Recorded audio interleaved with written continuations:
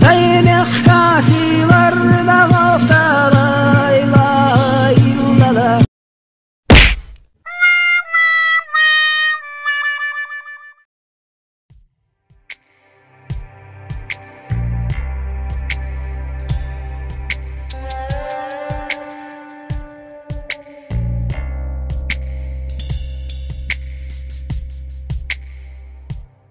В комментариях часто пишут, почему чеченские и ингушские историки не встретятся, сядут за общий стол и не выяснят, кто прав, а кто виноват.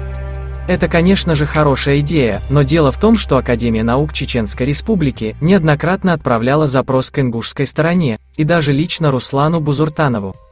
Одно из таких предложений мы вам зачитаем. Академия наук Чеченской Республики от 2019 года ингушскому сказочнику Руслану Бузуртанову, который, как и ожидалось, не встретился с чеченскими историками. Не надо искажать историю. О провокационном выступлении Руслана Бузуртанова.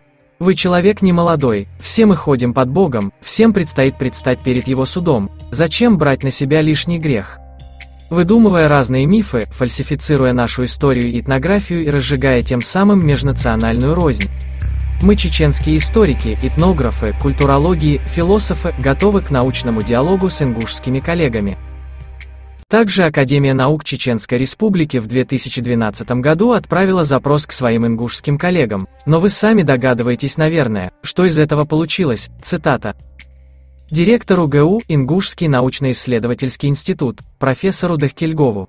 Уважаемый Ибрагим Абдурахманович, в 2011 году авторским коллективом Ингушского научно-исследовательского института гуманитарных наук имени Ахриева издан обобщающий труд «История Ингушетии». Выход в свет данного исследования по истории ингушского народа воспринят в Чеченской Республике с большим удовольствием. Вместе с тем, в опубликованном труде имеется ряд спорных моментов и дискуссионных вопросов.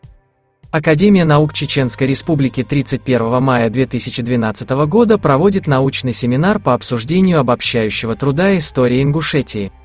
Приглашаем вас и авторский коллектив вышеуказанного исследования принять участие в работе научного семинара, который состоится 31 мая 2012 года. Президент Академии наук Чеченской Республики Гапуров. Как мы видим, ни ингушские историки, ни сам Бузуртанов, который постоянно за спинами чеченских историков обсуждает чеченский народ, не захотели встретиться с коллегами из Чечни.